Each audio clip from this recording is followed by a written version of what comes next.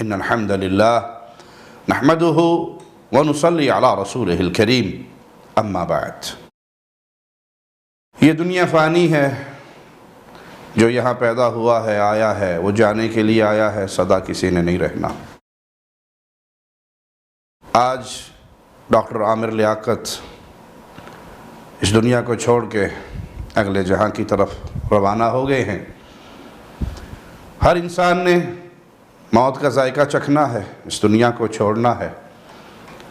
جب انسان اس دنیا سے چلا جائے تو اس کی وہ زندگی جو اس کے اور اس کے اللہ کے درمیان تھی، یعنی اس کی ذاتی زندگی، اس کے اوپر کیچڑ اچھالنا، اس کی ذات کو برا بھلا کہنا، یہ جائز نہیں ہے۔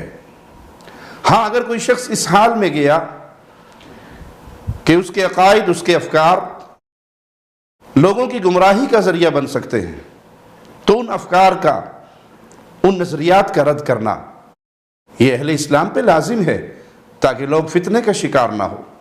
اور یہی سلف صالحین سے ہمیں ان کی پوری زندگی سے ملتا ہے کہ انہوں نے ہر دور کے اندر ایسے افراد کے افکار کا رد کیا جن کی فکر، جن کے نظریات، جن کی گفتگو کتاب و سنت کے خلاف تھی۔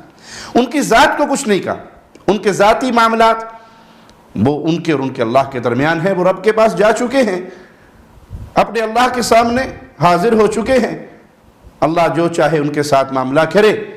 لیکن جس کی گفتگو، جس کے عقائد دین اسلام کے خلاف ہوں، ان عقائد کا رد ضرور کیا جائے گا۔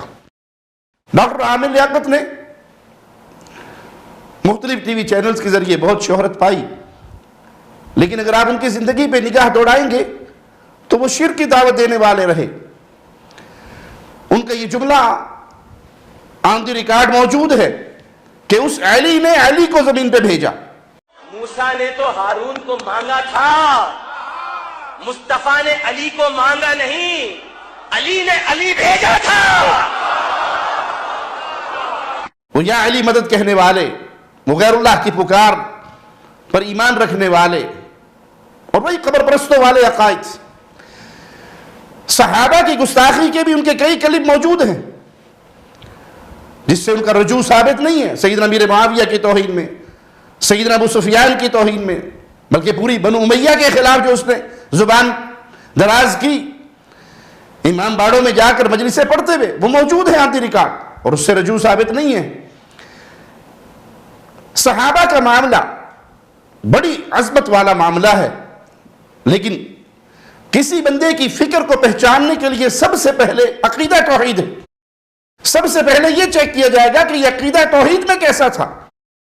اگر یہ شرک اکبر کرنے والا نہیں ہے، غیر اللہ کی عبادت کا داعی نہیں ہے، غیر اللہ کا پجاری نہیں ہے، ان سے مدد نہیں مانگتا تھا، انہیں مشکل کشا، حاجت روا نہیں سمجھتا تھا، تو پھر اس کے ساتھ معاملہ، اس کے بعد والے معاملات پہ غور کیا جائے گا۔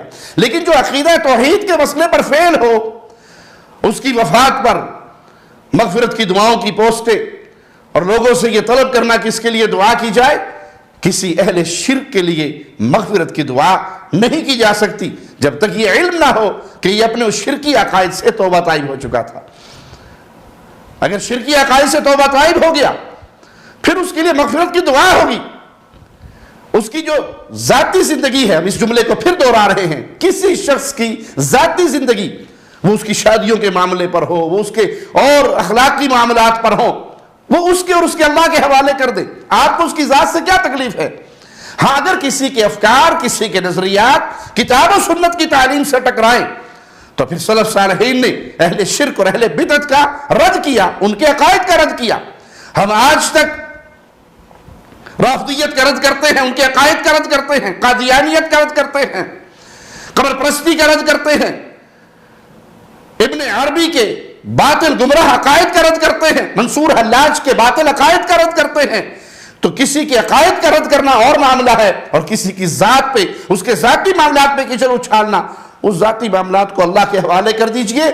لیکن مغفرت کی دعا کس کے لیے ہوگی؟ اہل توحید کے لیے، کسی مشرک کے لیے مغفرت کی دعا نہیں ہوگی۔ اقول قولی هذا واستغفر الله لي ولكم ولسائر المسلمين۔ ہر لمحہ قرآن اور سنت کا ترجمان، فضیلت الشیخ توصیف الرحمان۔